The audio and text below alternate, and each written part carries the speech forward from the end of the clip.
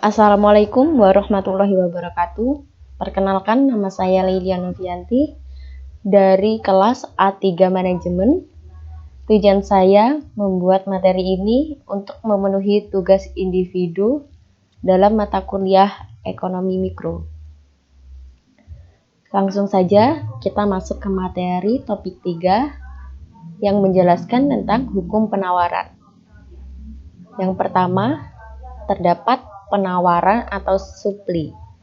Penawaran itu sendiri adalah banyaknya barang yang ditawarkan oleh penjual pada suatu pasar tertentu, pada periode tertentu, dan pada tingkat harga tertentu. Selanjutnya, terdapat hukum penawaran yang berbunyi, semakin tinggi harga suatu barang, maka semakin banyak jumlah barang tersebut yang akan ditawarkan oleh para penjual.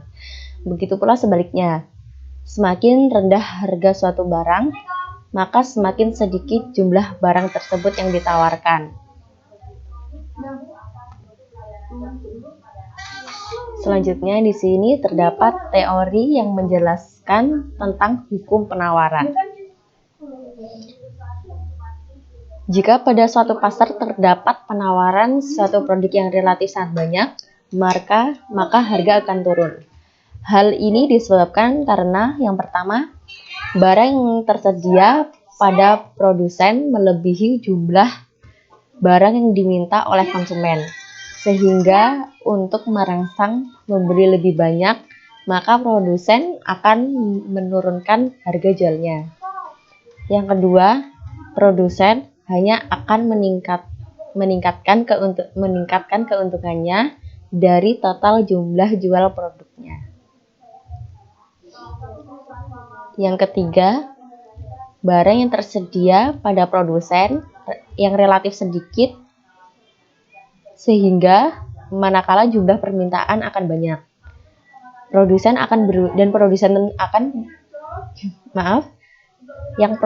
akan berusaha membatasi jumlah permintaan dengan cara menaikkan harga jualnya. Yang keempat, produsen hanya akan meningkatkan keuntungannya dari harga jual produknya. Begitu pula sebaliknya, jika pada suatu pasar terdapat penawaran pada suatu produk yang relatif sedikit, maka yang terjadi adalah kenaikan harga barang. Selanjutnya, terdapat schedule penawaran. Schedule penawaran secara harfiah dapat diartikan sebagai jadwal atau catatan.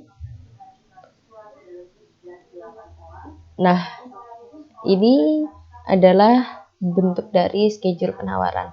Di kolom pertama terdapat harga yang lambangnya P, dan di kolom kedua terdapat jumlah barang yang ditawarkan dengan lambang Q, dan di kolom ketiga terdapat waktu yang dilambangkan huruf ya. Lihat hukum penawaran yang paling rendah di sini ada 10.000, dan yang paling tinggi ada 50.000.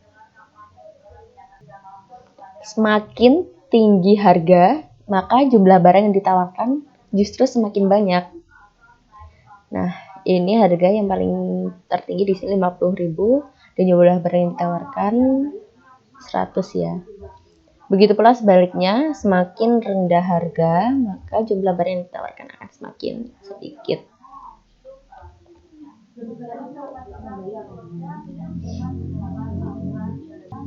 Nah, itu untuk schedule penawaran.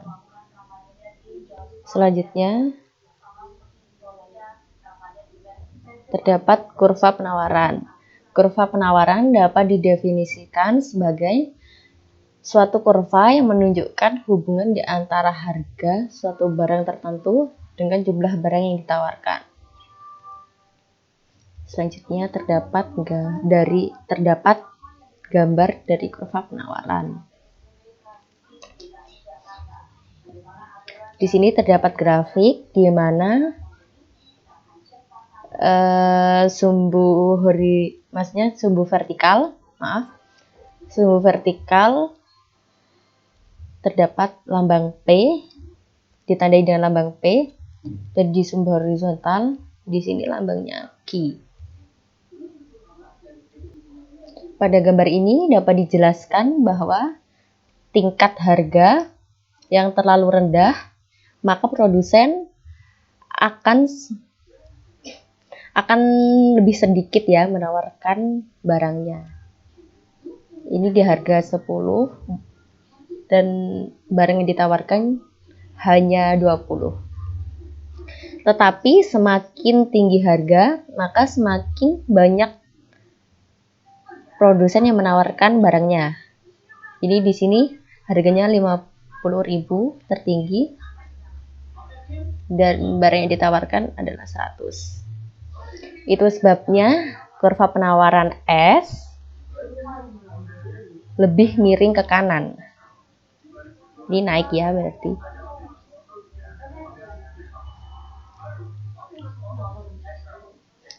Selanjutnya ada kurva penawaran. Nah, arti dari kurva penawaran itu sendiri menunjukkan hubungan antara harga barang yang ada di pasaran dengan kuantitas penawaran yang ditawarkan oleh seorang produsen. Fungsi dari penawaran ini itu sendiri digunakan digunakan oleh produsen dengan tujuan untuk menganalisa kemungkinan banyaknya barang yang akan diproduksi. Di sini terdapat rumus dari fungsi penawaran. Ini rumus yang pertama, Q sama dengan A kurangi BP atau P sama dengan A ditambah BQ. P ini diartikan harga barang per unit dan Q ini diartikan jumlah barang yang diminta, sedangkan A adalah angka konstanta dan B adalah tingkat kemiringan atau gradien. Selanjutnya ada pergerakan dan pergeseran kurva penawaran. Yang pertama, gerakan kurva penawaran. Gerakan kurva penawaran yang dimaksudkan itu adalah yang pertama, gerakan sepanjang kurva penawaran itu sendiri atau shift along the supply curve. Yang kedua, gerakan seluruh kurva penawaran yang bersangkutan atau shift of the supply curve. Selanjutnya di sini terdapat grafik dari gerakan sepanjang kurva penawaran akibat perubahan harga. Gambar ini menunjukkan gerakan sepanjang kurva penawaran jika harga naik. Jika harga naik, maka jumlah barang yang ditawarkan akan meningkat pula. Ini.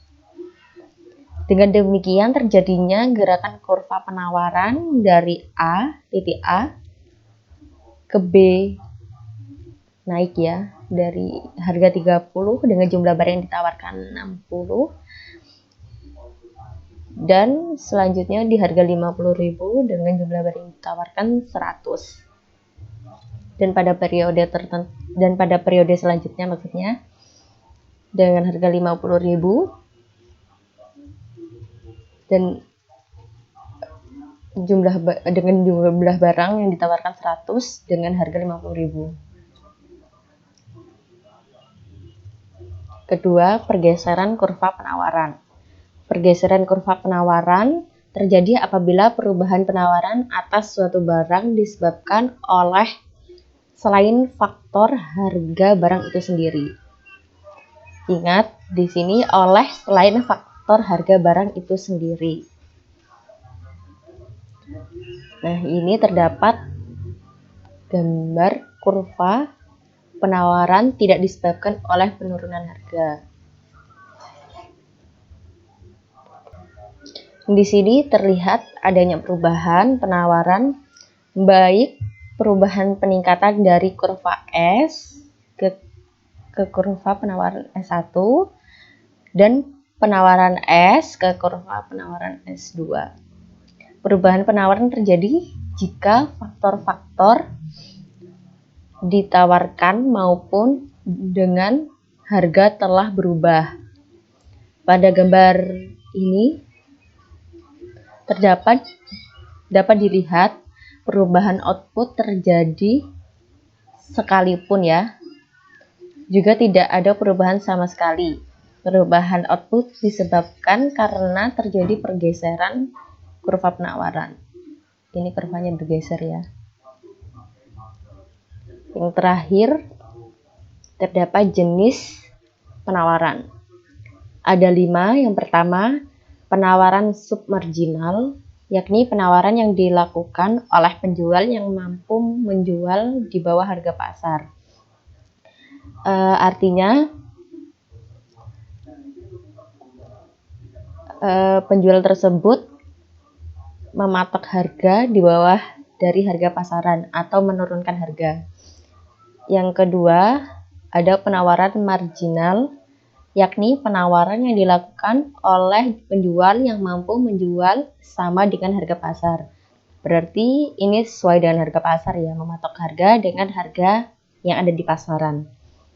Yang ketiga, penawaran supermarginal, penawaran yang dilakukan oleh penjual yang menjual produknya di atas harga pasar.